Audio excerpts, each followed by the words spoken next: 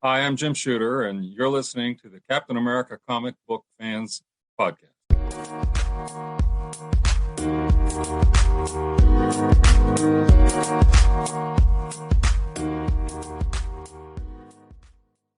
Greetings, Cap fans, and welcome to episode 65 of the Captain America Comic Book Fans Podcast. I'm your host, Rick Verbanis, and as always, I am joined by the best gosh darn co-host out there, and that would be one Mr. Bob Lucius. Bob, Happy New Year! Rick, do I hear fireworks? I don't. I'm sorry, well, I don't. If you do, they're a little delayed in your area. But this is the first time I get a chance to say Happy New Year to you, Bob, and welcome to 2022. 2022. I didn't think we were going to make it, Rick. I know there were some doubts. Yeah, there were some rough years there. 2020, 2021, rough years. But hey, it's a brand new chance to make it happen and excel, which I think that's what we're going to do tonight. Yeah, absolutely. We have a special guest joining us on this show today. That would be Mr. Jim Shooter. Jim Shooter is someone who he spent the last 50 years in the comic industry and in many ways revolutionized it, especially in the 80s when he was in the Marvel editor-in-chief, and then in the 90s with Valiant and Broadway and Defiant. So he is we're so excited to have him on because we want to talk to him about, of course, his time around the character Captain America. Yeah, this is going to be great. He's a fixture of conventions. You see him out there, but he's also a controversial character. And I'm looking forward to hear what he has to say about his time at Marvel and elsewhere as well. That's true. I mean, we have had a plenty of guests that come on the show that have all had some comments about their time with Jim Shooter, and we're all about fair play and fair balance. So we want to hear Jim's take on some of these things as well. So it's going to be a great conversation. Yep. Bob, one of the things that we forgot to do 2 episodes ago, speaking of, and this kind of actually ties in very nicely with our guests today, but when we did episode 63, which was Captain America 292, An American Christmas, we skipped the epilogue at the end because we were so excited about the story. We wanted to talk about the story, and we're like, oh, we'll get to that in a second. And we never did. And so I have it here in front of me, Bob. There is the end of 292. We have Bernie proposing to Steve, right? Mm-hmm. And she says, will you marry me?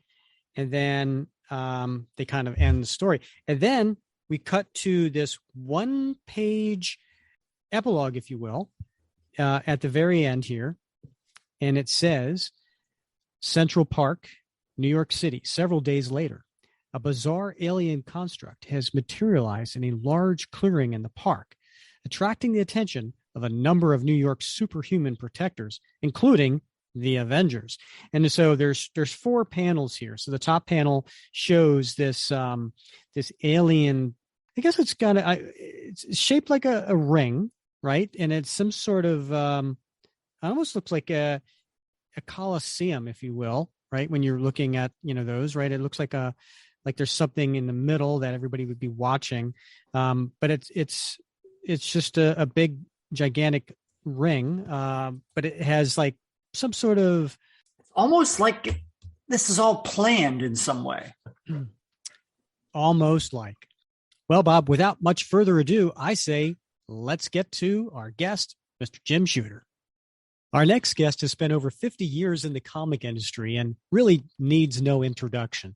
But that said, I want to highlight his work as a writer, editor-in-chief for DC and Marvel Comics in the 60s, 70s, and 80s, to helping found new comic universes for Valiant, Defiant, and Broadway comics in the 90s. He's continued his comics career in several areas the last 20 years, including writing Gold Key characters for Dark Horse and even returning to write for DC and Valiant for a little bit. Currently, he's the editor-in-chief for Illustrated Media. So we are honored to have Jim Shooter join us today. Jim, welcome to the show. Thank you. Nice to be here. Let's just start real quick before we get into your work centering around Captain America. Perhaps you could share a little bit about how you broke into comics as a 14-year-old, selling Superman and Supergirl stories to DC. Well, I was 13, but my family needed money, and I'm trying to figure out how you get a job when they won't hire you down at the plant, when you're 12, 13. So I loved comics, and I thought, hey, maybe somebody must get paid for doing this, and so I put together the best I could a comic book. I didn't know what a script looked like, so I made it look as much like a comic book as I could. I did a cover in color. I did little layouts for every panel and word balloons, and sent it in to DC. The editor liked it, and he said, "Hey, you might have some talent. Why don't you send us another one?" So I sent him two more. Sent him two-parter. And then he called me up and he says, "We're going to buy these 3 and publish them, and now we want to start using you as a regular writer. And your first assignment is Supergirl. That'll be 12 pages next Friday." Okay. Wow. And away I went. And mostly I did the Legion of Superheroes. That was my main book, my monthly book. And then I did everything else. They did all the other Superman titles, Action and Superman and World Science, all those titles. The only thing I didn't do was Lois Lane. And that was just by accident. Now, when they offered you the role to write comics, did they know you were a teenager? I had no idea. I lived 400 miles away, and I think he thought I was a college student. Like I was 20 years old or something. Mm-hmm. And then he wanted me to fly up to New York, stay in a hotel for a week, and they would come to the office every day so they could teach me a few things. And I kind of hesitated, and he said, "How old are you?" And I said, "Well, I just turned 14. And he said, "Put your mother on the phone." So I had to put my mother on the phone, and she was on board. It was fine. Like I said, the family needed the money. And so she had to come with me on my first business trip, which was a little dorky, but I was 14. Sure. Wow. And then the rest, they say, is history. Wow. Yeah. A little bit of a curveball, Jim. I don't know if you've had this sort of question before, but we're all familiar with the what if storytelling format, first introduced in 1977. And of course, as you know, Disney Plus has had a streaming show from Marvel, The What If. It's been, really popular. And so I want to ask a Jim Shooter what if question. All right. So I don't know, maybe it's apocryphal, but I think I read someplace in an interview with you that you sort of got turned on to comics, maybe reignited your passion in comics after a surgery, and you were recovering and you had a stack of comics that you read, and I think they were Marvel comics. And this sort of got you thinking about storytelling from the comic book perspective. And this is what led you eventually to send those stories into DC. But let's play what if a bit. What if you'd never come across those comics, or you never had that youthful audacity to mail off those stories? Do you think you still would have found your way to the industry, or what other path might you have taken? Well, number one, in late 50s, early 60s, comic books were everywhere, and if you're in a kid's ward, and I didn't bring any comics with me, you're in a kid's ward at a hospital, it had thousands of comics. There were stacks and stacks of them, and so I had to basically a week to kill. It was minor surgery, but I had to be there for a week. And in those days, things took longer. And so I picked up some DC comics that were pristine, looked like nobody ever touched them, and I read them. They were about the same as when I quit reading when I was 8. I stopped reading comics when I was 8 for a while because they were all the same. They're all pretty boring. And so then I picked up a couple of these ratty, dog-eared, read to death Marvel comics. Everybody read them, and boy, they were revolutionary. They were totally different. They were Superman is cutting the ribbon at bridge openings, and nobody cared about just like, oh, it's Superman, it's fine. Marvel, the characters were more real, more human, and had their. Stan always used to say heroes with problems, and I corrected him once. I said I said, it's more than that. It's Heroes with Lives. And he said, well, yeah, but try explaining that to the New York Post. So I said, all right, I get it. You give him a soundbite.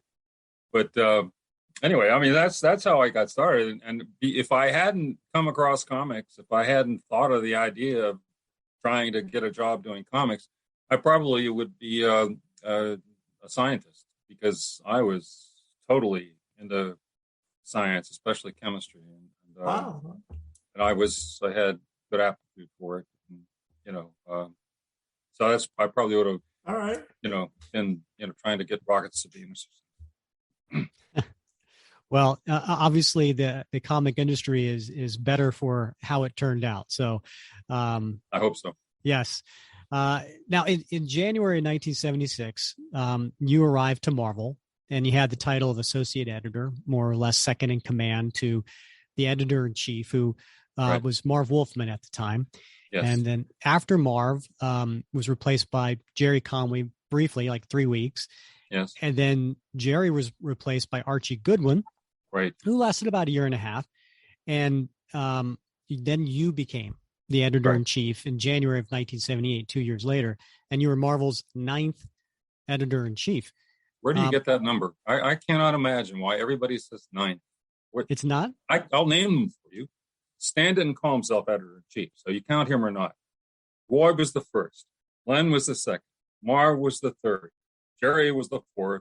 Archie was the fifth. And I'm either sixth or seventh, depending on whether you count Stan. Okay. And that's it, man. Somebody came up with this 9, and it's everywhere. Everybody says I'm the 9th editor in chief. Well, thanks for setting that record straight. We appreciate Who are that. the other ones? It'd be fine if there were, but there aren't. Sure. So here you are as the editor in chief 2 years after you've joined Marvel.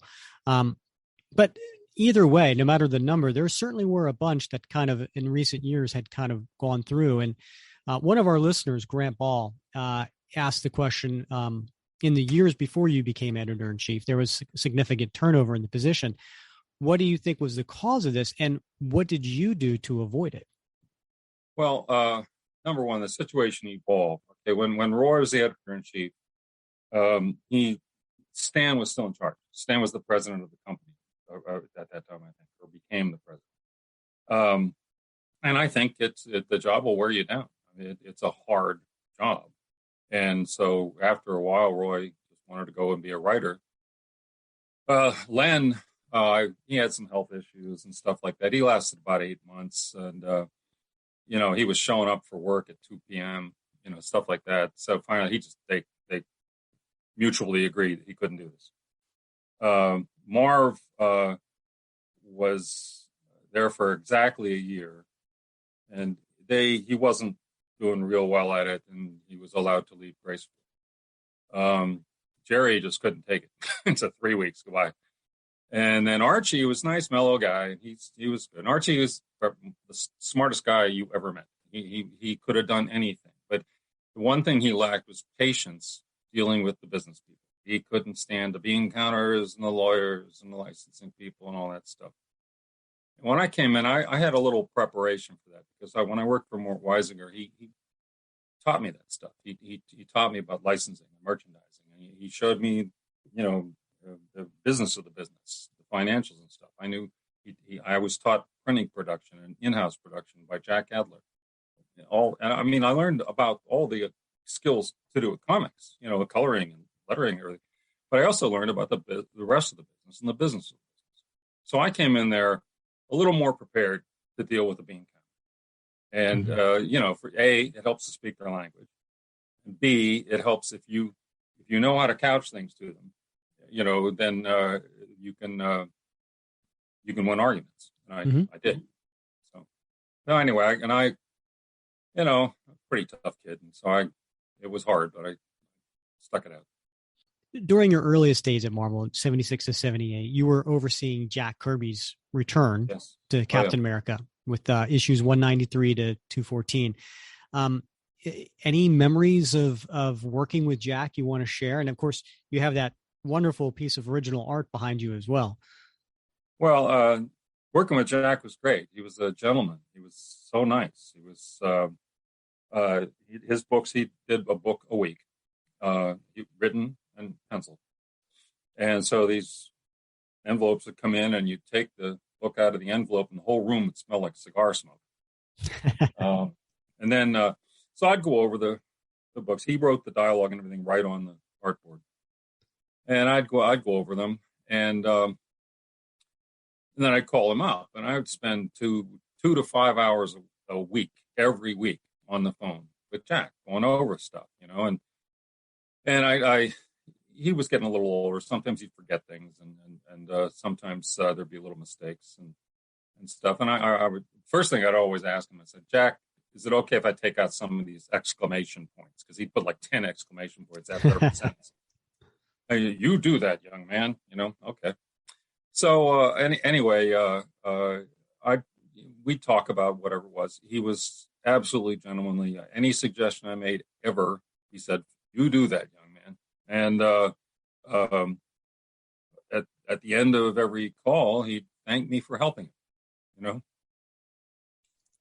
The king. Wow. Right. Yeah. The king. Right. And so we got along really well. And he was grateful that I was, catching stuff. Because I think he was his contract said he was in charge of his own stuff. He was a writer, artist, editor. Okay.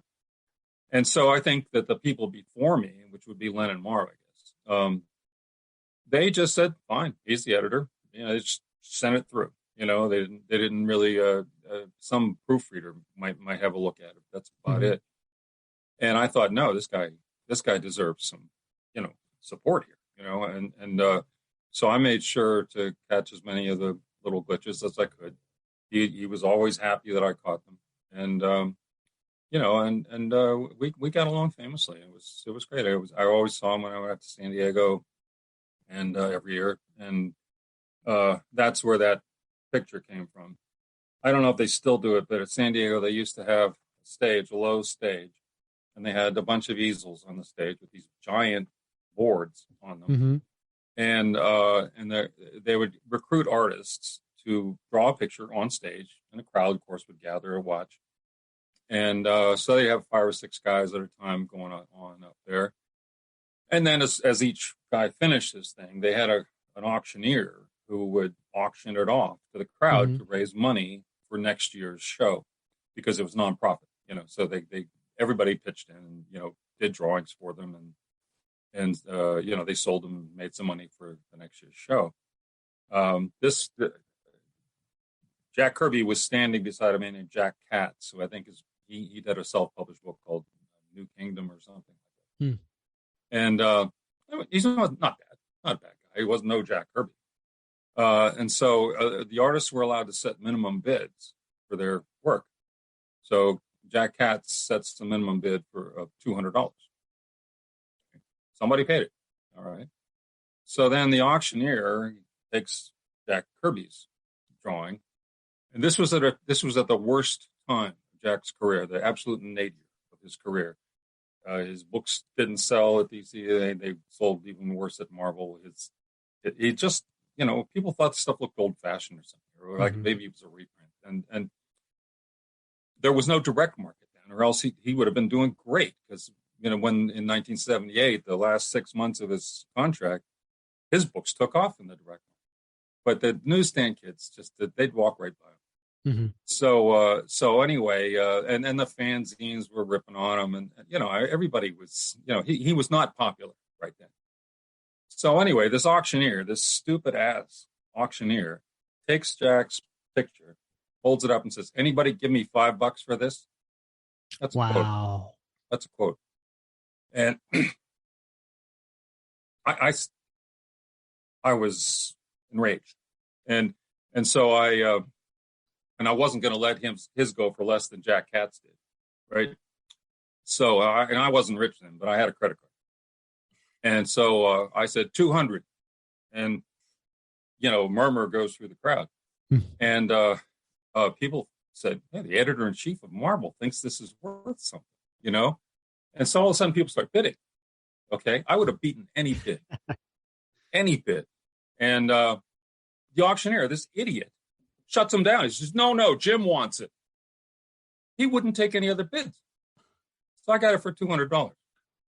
Anyway, I gave it to Jack because I said, this is going to be worth a fortune someday. You should have this. It's yours. I just rescued it from the Philistines. That's all, And he took it. He thanked me, and he walked away. And a minute later, he comes walking back. He says, "No, I want you to have this." And you can't see it, of course, but on the bottom in pen, he wrote, "To a good friend." Nice. Oh, very nice. And for the listeners too, what we're describing here is it's a very, very large image, pencil and ink. And it's larger than life because it's Jack Kirby. He's Captain America as he's kind of running with his right fist forward and holding his shield in his left hand. And then in the background, almost like over a hill or something, you see a red skull with his droopy face, very red, very Jack Kirby. It's great, and it's a wonderful great story to go along with it. So thank you. It's beautiful. Yeah. So anyway, that's one of my prized possessions. It would be, I think, any listener's prized possession for sure. Really, yeah. So in the late 70s and early 80s, you were writing the Avengers, and there were several classic tales, including the Korvac saga. And you also shook up the roster a few times. And however, Cap was a constant on the team. And why did you decide to keep Cap front and center during your multiple runs on writing the series? Well, the first several I wrote that was when Jerry Conway was supposed to be writing it, but he couldn't deliver in time, and so they'd give it to me to write overnight. And I didn't plot them. There was somebody else's stories. When I finally got to do my own plots, I always felt that, it says on the top above the title there, it says Earth's Mightiest Heroes. And I thought there should be Earth's Mightiest Heroes in this book. And I thought a lot of writers before me, they didn't want to have to worry about what, the continuity was in Thor or something like that. They didn't want to have to keep up with the other books. Well, I was the editor. They called me associate editor. I was the editor. And Marv just decided didn't want anyone else to have just editor as the title. He hired me. Anyway, the shaking up I did was to try to get the Earth's Mightiest Heroes together, the ones we all, the stars. And I was editing the books. So I could keep track of the continuity. I was reading them all anyway, and before they were published. So I did that, and a Cap to me is definitely fits in the Earth's Mightiest Hero category, and he's one of my favorites. So I definitely wanted him there all the time. Now we're talking about 1980. One of Cap's most beloved runs was in 1980 with the all too short 9-issue run by Roger Stern and John Byrne. Oh, yeah. And one of the stories involved Cap being nominated for president. And there was an idea that former writer Roger McKenzie and artist Don Perlin pitched. But the then editor, Stern, shot it down because McKenzie and Perlin wanted Cap to win and be president for the next 4 years worth of stories. Now we fast forward to when Stern was writing, and you suggested Cap should be nominated and that he would turn it down. Can you discuss maybe how this story came about? You'd have to ask Roger that. I mean, I didn't want Captain America to be the president of the United States. Captain America is not political. And so it was a bad idea, frankly. And so if they wanted to, have a story where they had him, approached by it, okay, fine. But I wasn't interested in that at all. Yeah. Well, I think it's true to Steve's character to turn it down. So I think we all agree with you. It's like Will Rogers, Right. But anyway, no, he has Captain America. It's not a political figure, and that he wouldn't like that job. Speaking of this run, Cap fans often talk about wishing it lasted longer with a little sigh in their voice, right? And one of our listeners, Ralph Werner, he asks the question, we often hear from Roger Stern that the reason Stern and Byrne left the Captain America book was because they didn't like the edict of no multi-book story arcs. There was no such edict ever. Okay. And I don't know where he got that idea, unless somebody lied to him. But I had no edict about that. What I was saying to people was, hey, how about finishing a story once in a while? It's like, look at Claremont. I mean, it's just rambled forever, It was great stuff, but people wanted endings. They wanted to know how something came out. So I tried to encourage people to, make it come to an end at some point. If they interpreted that wrongly, I'm sorry. That wasn't what anything I ever said. And if you look up and down the line, if I was, telling the Captain America people that, why wasn't I telling Walt, Thor? Why wasn't I telling Chris? Why wasn't I telling anybody? Because I wasn't. That's not true. Right. And Chris, you're referring to, of course, is Claremont with the X-Men, Yes. and those are some certainly ongoing stories. Yeah, no, his stories. I mean, he had so much continuity. It was like a Russian novel, and it was good. It's great stuff. I wrote Chris's introduction to the Hall of Fame, but I mean, he did tend to get very involved and had a lot of tendrils going from issue to issue. Okay, if you can handle that, if you can write a Russian novel, fine, go for it. Yeah. So in between the Roger Stern and the DeMatteis runs, DeMatteis, but yes. So you're credited with co-scripting a handful of issues during that time. There was in the middle of Roger McKenzie's short run, there was a script involving the Grand Director and National Force, and then you also pitched in Cap 257, which is a Hulk story with Mike W. Barr, and 259, which was a Dr. Octopus story with David Michelini. Oh, yes.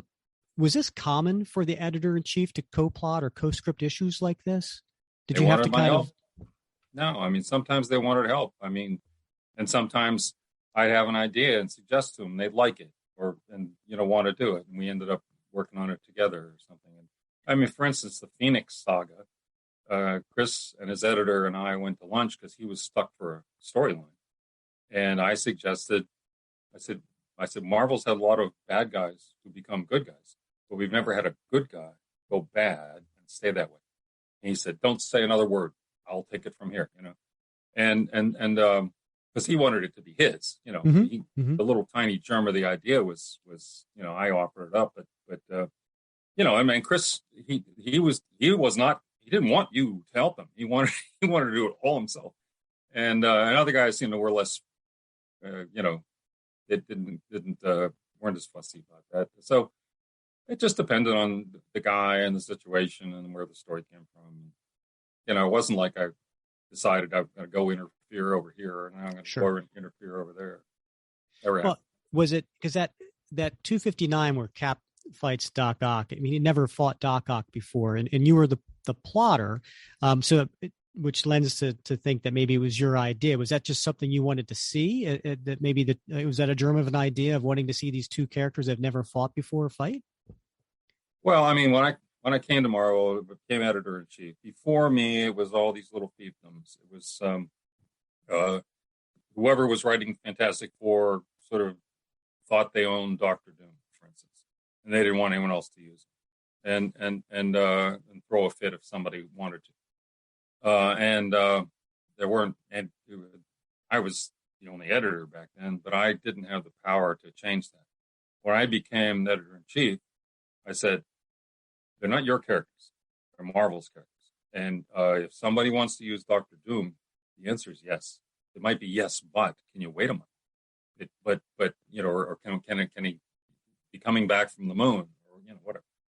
And I said, but the answer is yes. And so actually, by that time, I'd started to hire some really great people.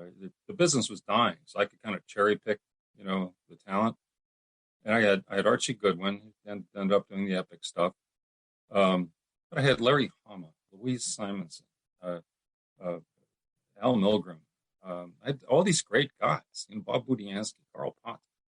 Anyway, they were fine with that, and they coordinated with each other, and we're good about that. And occasionally, some writer or somebody would be upset, but I said, no, I'm sorry. I mean, people would like to see Doctor Octopus how he would do against Captain America, and Doctor Doom should get around. He's why is he always like why are the Fantastic Four the ones always to respond to whatever trouble he's causing? So I just opened the door for everybody, and I think that I don't know if I recommended that or not, but who was it? Michelini wrote it. Yes. Mm-hmm. Yeah. He probably Michelini liked. He was one of the guys who liked collegial stuff. I mean, he worked with like Bob Layton on Iron Man, and they did backstory ideas around and stuff. Michelini was the writer, and he was in charge of that. But I mean, he liked to talk about it with you. I plotted a couple graphic novels for him too, just because he liked what I had an idea, and he liked it. Yeah, well, it was certainly a fun story. Certainly, it was good. Fans had not seen before, so it was always fun. Now, indulge me. This next question is a little long-winded, but we had longtime Cap writer J.M. DeMatteis on the show. You said DeMatteis? Yeah, that's how he told us to pronounce it. He used to in my day. He was Mark DeMatteis. When I was there, it was always DeMatteis, and he would correct people. I used to go to his parties at his house and stuff. I mean, I know him pretty well. And he said DeMatteis? Yeah. All right. Well, the world has changed. So he was on the show, and he shared an interesting story about Captain America 300. And he was building to a final battle with the Red Skull. And Steve is at a point where he almost dies. The Red Skull does die. Everyone Steve loves almost dies. Steve questions himself, right? All these years of trying to stop the bad guy by dropping a building on him or punching him in the face, where has it gotten me? There has to be a better way, a more peaceful way to affect positive change. So DeMatteis plotted for Steve to become this global peace activist and throw his shield in the East River. And during this, the whole Marvel universe would turn against him. His only allies would be Doctor Doom, as you just recently mentioned, and Namor. And there's this year-long story ending with Cap being assassinated and then having the Black Crow be the new Cap. So he pitched this to his editor, Mark Grunwald, and Gru said, great idea, let's do it. That is until it found your desk. And DeMatteis says, you turned the story down. And now he did admit, as the custodian of the Marvel Universe at the time, he understood your need to protect your vision of the character. But at the time, he was pretty upset. And then 300, which was supposed to be a double-size issue, was cut in half, and you rewrote a good amount of the dialogue, which he was upset, and he changed his name to Michael Ellis for the issue, and he quit the book. What is your memory of how this story for Cap 300 and the plot afterward unfolded? All I know is that I was hired to protect those franchises, among other things. And if I felt somebody was just going off the rails, that's not Captain, and that wouldn't happen. I went back to the source. I looked at the stuff even that Simon and Kirby did. I looked at what Jack did. I looked at what Stan and Jack did, and I got a sense of who this guy is, and I didn't want them to change it. I let people get away with an awful lot of stuff. I mean, I was, Paul Neary wrote some, I thought, not good stories, but for Cap. But I mean, I tried to say yes a lot, and if you think of me as the big blue meanie, no, I was, if Roy said something, and you didn't do it like right now, you're in trouble. If people would, argue with me all the time, and I didn't care. That was fine. But that was a little over the top, and I think the president thing was a little over the top. It's not right for Cap.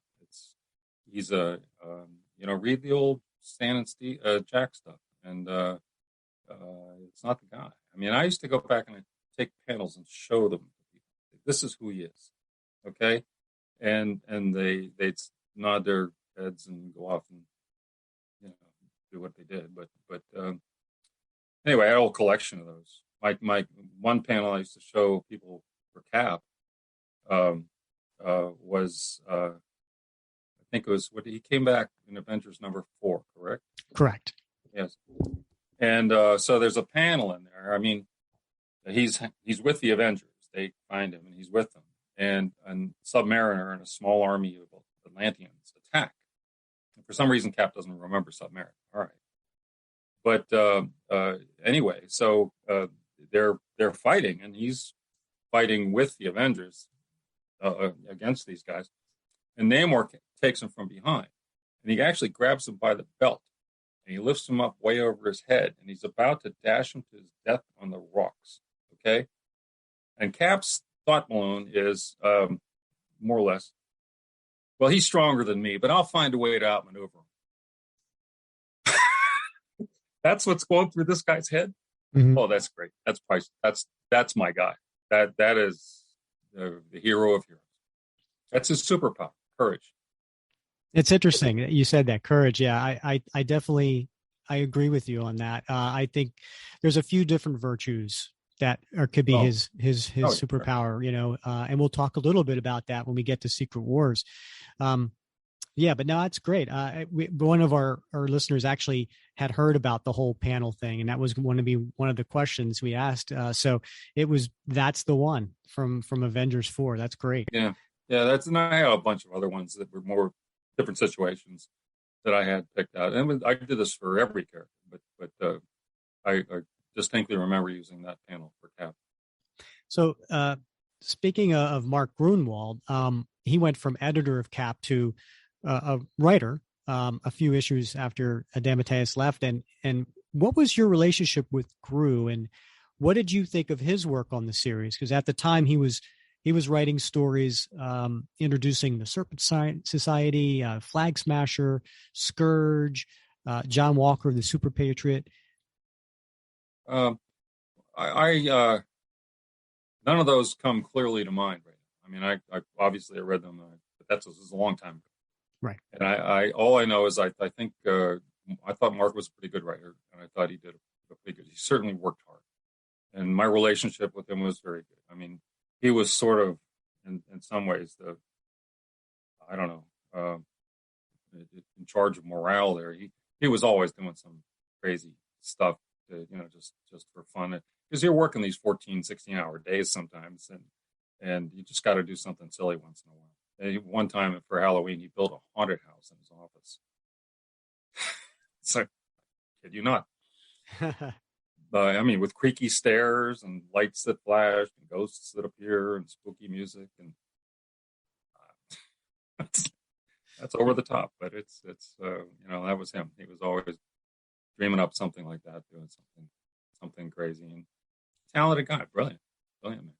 So about 6 months ago, I think we had a chance, Jim, to interview on the podcast the Marvel Senior VP of Publishing, Tom Brevoort, who at the time was editor of Captain America, and we talked a lot about a lot of different things. But one of the things we talked about was the industry's push right now to include more diversity in its hero rosters, offering a broader spectrum of faces, genders, sexual orientation, etc., with which potential readers could identify.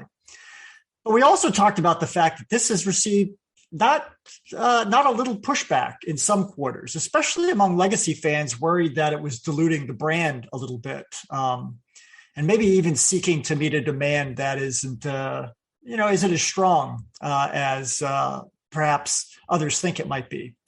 So you were once in the trenches, trying to navigate the supply-demand equation to publish something that sells and keeps the company profitable, but that's also interesting and entertaining. So that's why I wanted to make it why it sold.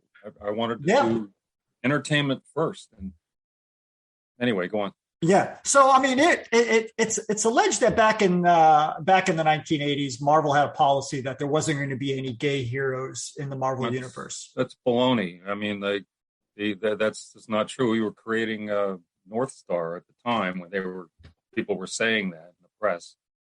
What's wrong with you people? Yeah. Anyway, I wrote a story for the Hulk magazine. Nobody ever wanted to write the last issue of anything. Some superstition or something. So I ended up writing a bunch of last issues because, nobody wanted it. All right.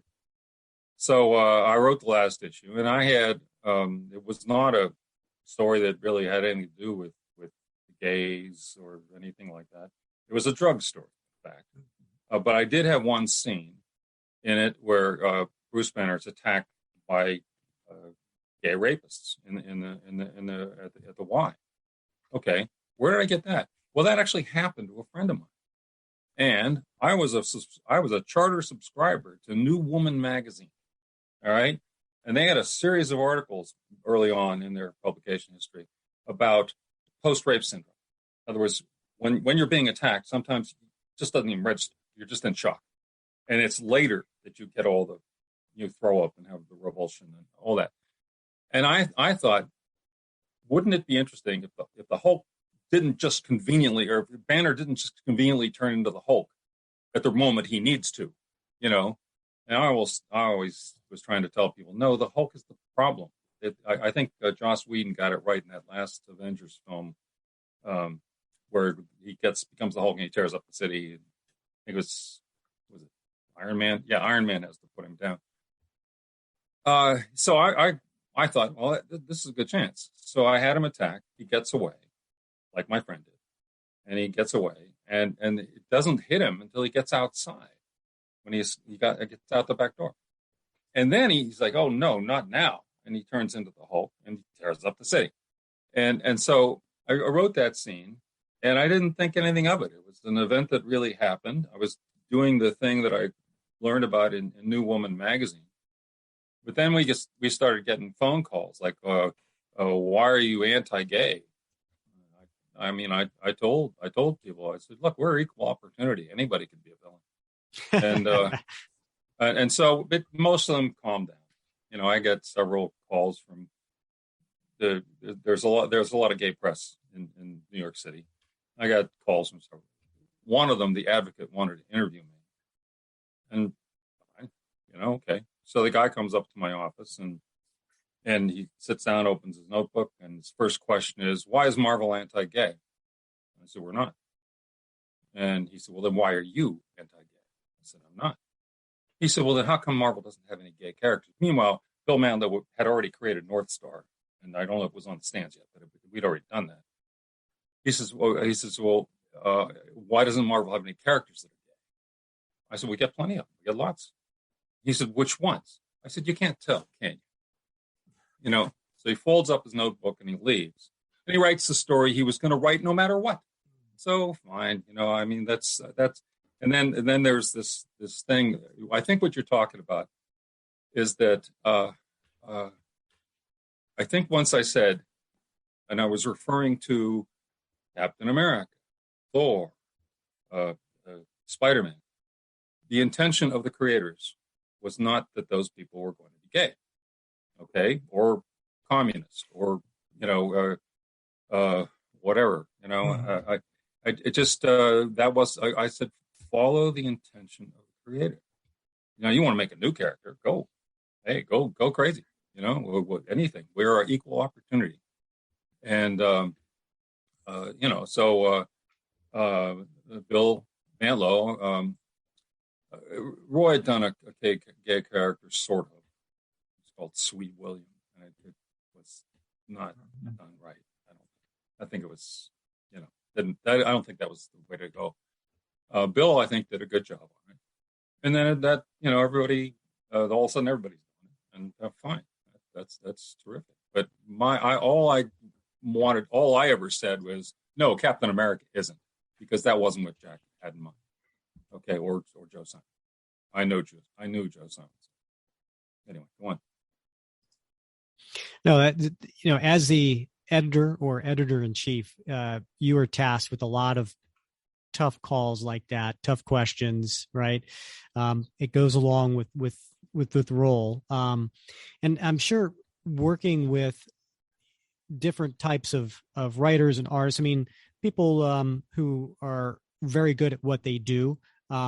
You have to kind of come in to kind of help guide them in some cases. So in your blog at jimshooter.com, which I highly recommend everyone checks out, you mentioned that you tried your hand at inking. but could not get work, and it was very difficult. In another blog that you wrote, titled "The Inking Rant," you discuss your 4 aspects to being a good inker in great depth, which brings us to another guest we had on the show, which was inker John Beatty. Okay. He had spent a considerable part of his Marvel career on Cap, inking Mike Zack, finishing Paul Neary. And John mentioned a rule that you had: if there's a solid black in the foreground, you can't have black in the background, because you thought it would diminish the field of depth. Come from? That's just crazy. I didn't make rules. I just said, hey, the depth doesn't work here, and I think it's because the planes are coming together. There's big black shapes in the foreground, big black shapes in the background. You can't tell. It'd be the same if it was all white. The thing is, I learned about inking. I was taught by great people about inking. I couldn't make it come out of my hands, but I was very much aware, and I used to show people black and whites that Frazetta did, black and whites that Hal Foster did, black and whites that a lot of great artists did along the way, and show them this is how you create depth. This is how you separate planes. But Dan Green, great inker, very talented artist. Okay, he was inking X-Men, I think so. And I sat him down a couple times. I said, Dan, it's like a Rorschach test. There's you can't tell any depth here. I said that you have great hands, total control of tools. You know the techniques. I said, but you got to create depth. And he just kind of like nods his head and goes and does the same stuff. So one day he comes in and he brought in some paintings he did. I didn't know he painted, but he brings in a couple of paintings, and they're really nice. And they had miles. I said, Dan, see what you did here? He's like, yeah, what? I said, see the miles of depth? I said, do that with your ink. He says, oh, that's what you mean. I say, literally. He says, oh, that's what you mean? Because he was so used to editors telling him stupid stuff. And most editors will tell you, well, you have to spot your blacks, and you have to, what does that mean? I'd like to kill the person who said that with my shoe. I mean, it's just, that's just one of those things you're just supposed to say. It doesn't mean anything. What's spotting blacks? Oh, make a pattern with your blacks. Why? I'm telling a story. I want people to be able to see what's going on. I want them to understand. And clarity, depth is a key to clarity. So if you can create depth like Hal Foster did, or Frank Frazetta when he was doing pen and ink, or any of the really great guys, Alex Raymond, if you can do that, then you're better. And so I told John, I didn't give him any stupid rules. I just tried. I think sometimes I'd say something and then it would get boiled down into a rule by other people. I talked philosophy. I talked the approach. I didn't talk about, don't put black here if you're putting it there. I said it like that in my life. Go on. No. Listen, we love getting the full story and hearing everything from both sides. So this is great. And again, I think I was going with that question was, as an editor or editor in chief, you often have to guide people who, and let's face it, right? You're dealing with artists that have a history of being, maybe a little bit sensitive or maybe defensive of their work, right? So hearing someone coming in and saying, well, try it this way or do it this way. There's going to be ruffles and feathers. I guess so. I don't know. I never set out to ruffle anybody's feathers, and I certainly never yelled at them or anything. I just, when I came in, the company was dying. The whole industry was dying. Warren went out of business. My first year as editor-in-chief, Warren went out of business, Charlton went out of business, Harvey stopped publishing, Archie went all reprint, DC canceled over 40% of their titles on one day. Okay? You should have seen the line at my door. Unemployed cartoonists. All right. Well, so I felt that we got to make better comics, guys. We got to do good entertainment, and it's entertainment first. And we're entertainers. And how do you make good comics? You make a good story. You tell it well. You make it clear. You make it understandable. People say, "Oh, you don't like sophisticated storytelling with all the overlapping, interlocking." That's not sophisticated. Sophisticated is when anyone in the world can read it easily, like Jack's stuff, for instance. And it just so I was, if I told people, if I worried about depth, that's because I was trying to keep us alive. And a couple good things happened. The direct market started up. We started making better books. That helped them. More stores sold more. And so to me, it's like, it's not about, oh, how can I make money? It's about, how can I keep this place alive? How can I keep these guys employed? And well, the way to do it is good books, and then they sell. And then everybody's happy. The people who bought them are happy. The guys are cashing big checks, because we had royalties and benefits. Yeah, thanks to something that you initiated, correct? Yeah, well, I mean, when I came in, you got your page rate, and that's all. And the page rates were really low. And so I asked the president of the guy, I reported to the president. He was my boss, the only guy could overrule me. And I made a deal with him. I said, if I beat my projections or if I save money, I want to use that to pay the artist better. And he said, I don't care what you do, as long as you don't lose money. I said, all right, good deal. That's pretty free hand. So I doubled the rates. I kept finding ways to save money, doubled them again, kept increasing them, after that. Installed all kinds of benefits. Life insurance. If you a freelancer does 3 jobs a year, life insurance. Health insurance, 3 jobs a year, health insurance. Really good. I said it's work for hire. I can't change that. They won't let me, but it can be good. We will pay for all your materials. Marvel just used to supply the paper because they didn't want the penciler to use crappy paper, so they bought their own. I said, no, we supply everything: ink, pens, whiteout, brushes. Buy a Winsor Newton brush. See how much that costs you. So all the materials. I said, if you're doing on the phone, doing business with Marvel, I'll pay the bill. If you're traveling, we'll put you up in a nice hotel, pay all your expenses. If I ask you, if you just go decide, well, that's your own problem. And postage. I said, we pay all the postage. So I made it a good situation. Mm-hmm. And so more talent shows up. And like I say, better books. And then it helps the direct market grow. And then we grew. And then because the direct market was growing, all the little guys now had a venue where they could sell their stuff. All of a sudden there's Cerebus and there's Distant Soil and there's ElfQuest and Ninja Turtles and all this other stuff, and the rising tide lifted all the boats. DC started going up. Everybody, was doing real well there for a while. And none of them are going to just stand there and let us, get away Right. with, succeed. DC starts introducing all their benefits and stuff like that. They're fighting with us over Miller and later Byrne. And, it was a real competition. It was good for everyone. Yeah. And a lot of those things that you did, as you mentioned, just simply created a whole new atmosphere and treated these artists like professionals. And well, yeah. As you and it as was you anarchy mentioned, when I came in. It was anarchy. It's just everybody just doing whatever they wanted, and some of it was really unprofessional. And everything was late. It was incredible. When my first month, we were supposed to publish 45 color comics. Only 26 made it out the door. Is that something or what? By April, I had the correct number of titles, issues had been published for that year. And by the end of that year, we were on time, and we stayed on time 10 years. And it does. You don't have to. You can be a professional. Do great work, terrific work, like Walt did.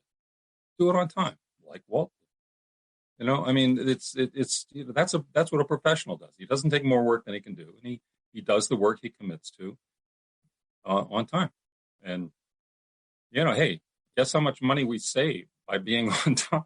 It's hundreds and hundreds of thousands of dollars. Because when the book doesn't show up at the separator or it doesn't show up at the printer, you pay anyway, because you reserve that time. And if nothing shows up, you're getting a penalty. And so when I eliminated the penalties and the express shipping and stuff like that, man, we got really good. And then that's why we got these great guys like DeMatteis. Is that how he says it?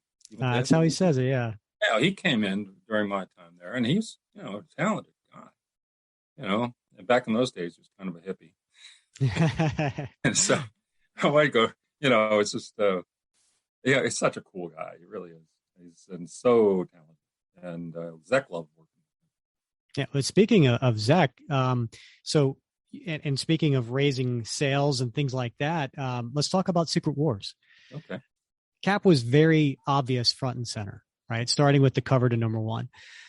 In the first issue, he took command pretty easily, where Wolverine commented, good at giving orders, aren't he? And the Hulk replies, yes, maybe the best. Yet there was a little bit of a conversation among the characters before settling on Cap.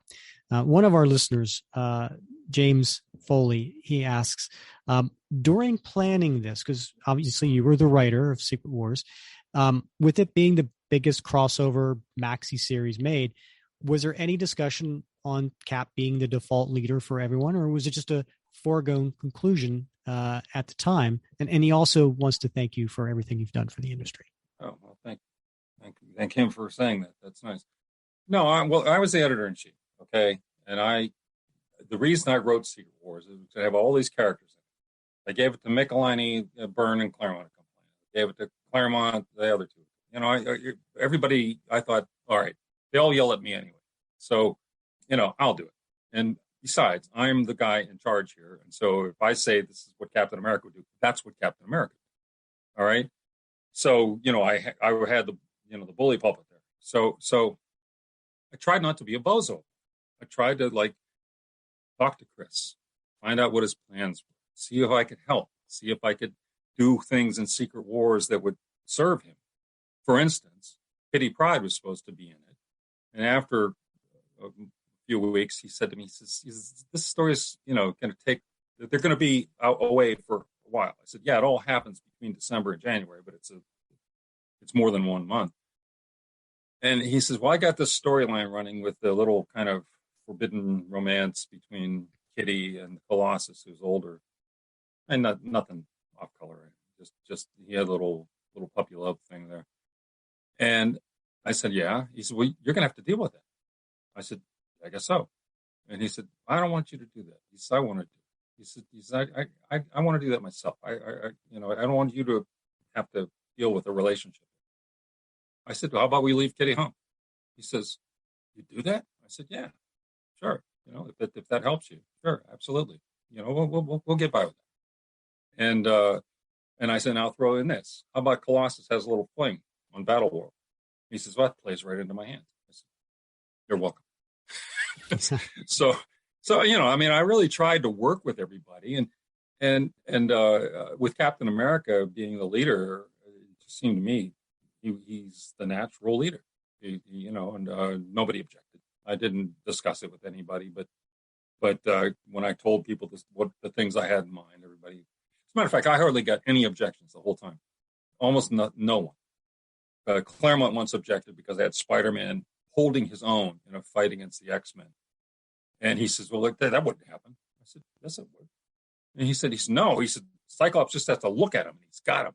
I said, Chris, he dodges Electro's lightning. Right. I'm sorry. The guy senses where it's going, and he's not there. And so he grumbled about it. And then when he read what I wrote, I showed it to him before it went out. He sort of grudgingly said, yeah, well, it's pretty good. I said, they win, Chris. They do win. Professor Xavier finally does something useful. Anyway, I tried to work with him. And, it's like the same thing with the Fantastic Four. Byrne did not want anything to do with it, And I said, tell me something you always want to do with the Fantastic Four, which you haven't done yet. He said, well, I'd like to have the She-Hulk in the Fantastic Four. I said, how about I leave the thing on Battle World, where he can turn back into Grimm. And that's great. Okay, yeah. So then he did a whole run with the She-Hulk, and thing comes back eventually. That was fun. Yeah. No, there were so many different characters to work with, and as you mentioned, the different writers that you had to also work with as far as their stories were concerned and what was going on in their own books. Yeah, I tried to make sure it was faithful to the character, but I tried to play it like they did. Like I'd ask the guy, I said, "How would this person say this?" And they'd tell me, and I'd say, "Okay, that's fine. I mean, that fits." Or I, tell them I had a scene I had planned, and maybe they have a suggestion. I was trying to be good about it, and it came out okay. Well, I think it came out more than okay. But speaking of the staying true to a character, getting back to our favorite, Captain America. Yep. So later in the Secret Wars series, there's a scene where Cap and Magneto are arguing, and Wolverine butts in and he claims Cap only fights for the American dream for humans, not mutants. And he accused Cap of doing nothing to protect mutants' rights. And when I was reading this, I personally wanted Cap to put Wolverine in his place and tell him, he stands for the rights to pursue all people to pursue the American dream, but he doesn't. And Wolverine answers with I used to have some respect for you. So later in that issue, with the building collapsing, Wolverine comes across Cap, who is risking his own life to free the villains so they don't die trapped. And Wolverine realizes Cap does protect all, even mutants.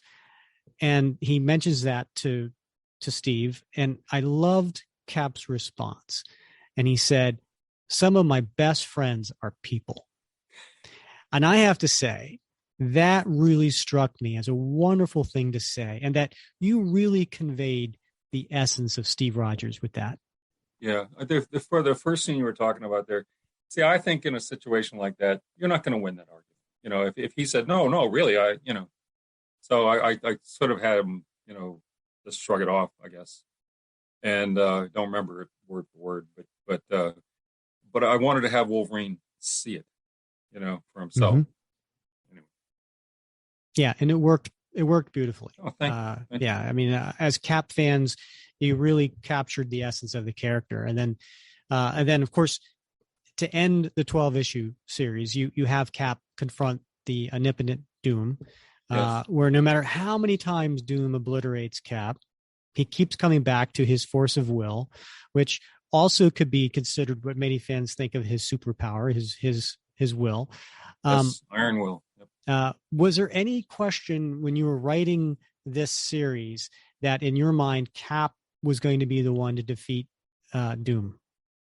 Well, that's kind of the way that when I was creating a story, it's kind of the way it was headed.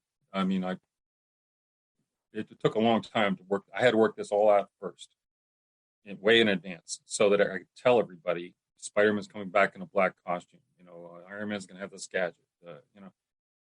And so I had to work that out, and it just seemed to me that nobody is going to, win a just mano a mano with essentially God. Mm-hmm. So the only way you win that is with courage and determination. And here's Doom, who's got this power and he can't quite control it because it's too big. And any thought that crosses his mind just might happen. And when he's trying to kill Captain America, the thought crosses his mind, I didn't get him, and then he comes back. And so it was to me that was like who would keep going in that circumstance? Captain America would. And oh yeah, and I was going to say it also helped that Mike Zeck was drawing. I knew he was going to nail it, and he did. So and John did a great job on the inking. It's terrific. Yeah, well, but you're preaching to the choir when it comes to Mike Zeck. He's my all-time favorite Cap artist. And so in the fall of 1986, after he completed his Punisher miniseries, Mike Zeck was brought back to do the covers for Captain America for like 15 issues. Yeah. Was this your decision, and if so, why? I left all that stuff up to the editors. I tried to be as non-invasive as I possibly could. Before I was editor-in-chief, every editor-in-chief previous, they designed all the covers themselves. They'd sit down with John Romita, Gil Kane, Dave Cockrum, somebody, and they'd do that week's covers, And I don't care how good you are. Even if you're Archie Goodwin and you're doing 45, 50 a month, a certain sameness is going to creep in. I don't care how good you are if you're doing that many.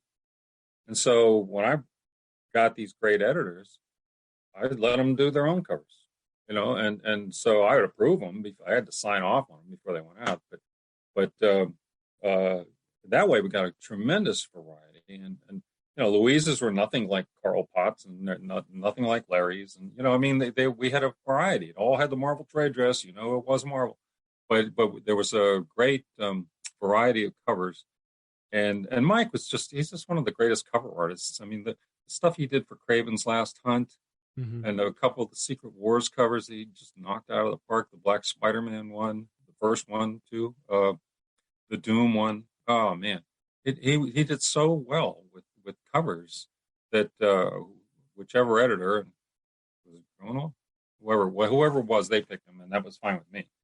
I wasn't going to argue with that. Yeah. Well, I think, again, as someone who grew up on Zek's cap, and that's where I got my affinity, I was so pleased to see him on the cover. And then you open it up and it's not Zek, and it's like, but that's what he was doing at the time. He was just doing covers. Yeah, well, that was pretty well established policy in the comic book business, is that you'd have somebody else do the cover sometimes. Some guys were good at covers. Some guys just didn't have the flair. They're good story artists, but not necessarily that iconic shot. So anyway, Mike was one of the best, and it was common to have someone else do it. So a little closer to present time, your reaction to the Nick Spencer Secret Empire storyline was reported at the time when that run came out. And I think at one point you said, "Captain America, a Nazi? Are you kidding me? Jack is rolling in his grave. Joe Simon is going to rise up out of his grave and kill those people." Yes. Now, I actually thought the storyline was intriguing and somewhat entertaining, but I'll concede that it was overly complicated and it did go on way too long. But what exactly caused you to have such a visceral reaction to that particular storyline? It was not Captain America. It was so wrong. It was so bad. It was the world's biggest gimmick. It's like at that particular era, it was like the writers all seemed to be. I don't think there was anybody running the ship, and even at DC, the same thing. The writers kept trying to think of what's the most shocking thing we can do. I know, we'll break Batman's legs. What's the most unbelievable thing we can. And so you had all these stories where the building burns, the baby dies, the villain gets away cackling, and Batman's lying there on the ground. I said that's not Batman. B, that's a stupid story. And I felt that Captain America was the wrongest of all of them. I thought, no way. It wasn't even that, he became a Nazi because, had some brain disease or something. No. And he always was. What? That doesn't make sense at all. That's just stupid. Anyway. Yeah. So, that's fine. I don't get a vote anymore. So, and maybe most people are glad, but I would never. Well, that is definitely one of the, I think probably one of the top 3 or 4 storylines that causes the most discussion in the Captain America comic book fans Facebook group when it comes up. So I had to ask that one. So, Barry, but you look around at what the sales situation is for comics these days, and my line average book, 300,000 copies. Their line average is around 10,000. I mean, what have they done? They've driven away the readers. They've done stories that, us diehards, because we're fans, okay, and we'll read it, even if it's not what we had in mind. But a lot of civilians, it's like, what? Who is this guy? And they walked away. And then I've had people say, "Oh no, it's the internet, Jim. It's this." No, it isn't. No, that's what they said back in the 70s. They said, "Oh, it's TV, it's movies, it's No, it wasn't. Good stories, well told. Comics have iconic power. It's one of the greatest ways to tell a story, because in a movie, you've got all the motion. They say, "Oh, motion." Yeah, but you also have the motions you don't want. In a comic book, you have absolute control of that image. You can make every single image iconic. Superman always, sits erect, looks noble. He always stands erect and looks noble, only when he's done right. Anyway. But in the movies, eventually he's going to sit down. You have that shot with his butt sticking out. It's not. You look at Frank Miller's stuff. He's the master. Every panel telling you exactly what he wants you to know, and it's done with iconic power. So it's a good medium.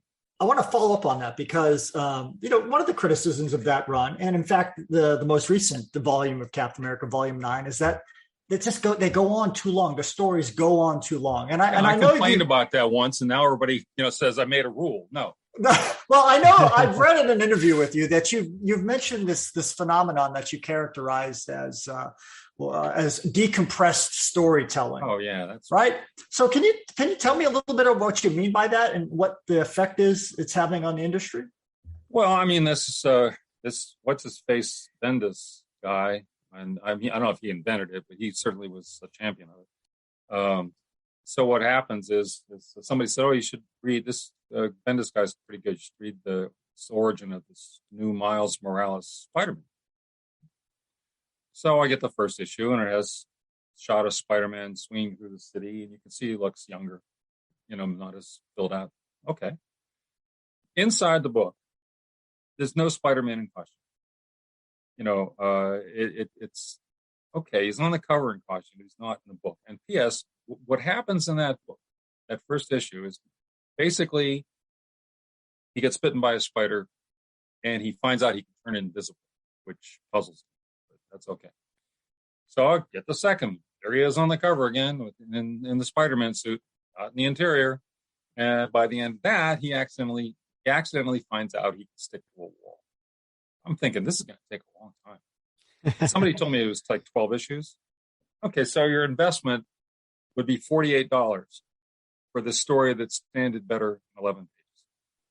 And I thought, is it any wonder that people are giving up on comics and starting to date girls? I mean, it's just because they're pathetic. I mean, they move glacially. Yeah. And it's just not everybody does it, but I mean, some of the guys do that, and they want to do every little thing of every scene, and a lot of them think they're writing movies. Well, you're not. You're writing a comic. It's a slightly different medium. Make an adaptation. So we have another a listener question. This one from Joshua Van Dyne, who wants to know if you could have worked with any of the legendary Cap writers, either before or after your time as editor-in-chief, who would it be and why? Legendary Cap. I thought Roger Stern was great. I did work with him. And we're good friends. I go up to Ithaca, see him sometimes. Archie Goodwin, I think, is one of maybe the best he ever. And anything he did, I would have loved to work with him. If you could tell the Cap fans listening, anything that you would like to be remembered about your work on the character of Captain America, what would you like to be remembered for? Wow. Yeah, I don't know. I guess it was the best I did with Cap. They want to remember that, okay, and he wins. That's the thing, Captain America versus Galactus. My money's on Cap. Very nice. I love it. So, what are you working on now? Is there anything you've keeping you busy nowadays? Well, yeah, I can't really talk about it too much, but I have a series pending with one of the TV streaming services. Actually, it's several. I have very good people attached, pretty heavy-duty Hollywood guys. And, is that something we'll be seeing later this year in 22? I would say 2022, maybe. Well, even though you maybe not have been on there for a few years, I do encourage people to check out jimshooter.com. He has a lot of good blog, good insight on there, some great stories. Yeah. So. Yeah, and I got, old letters and I will get back to that someday. I also have been encouraged to gather it together and sort of turn it into a book in my copious free time.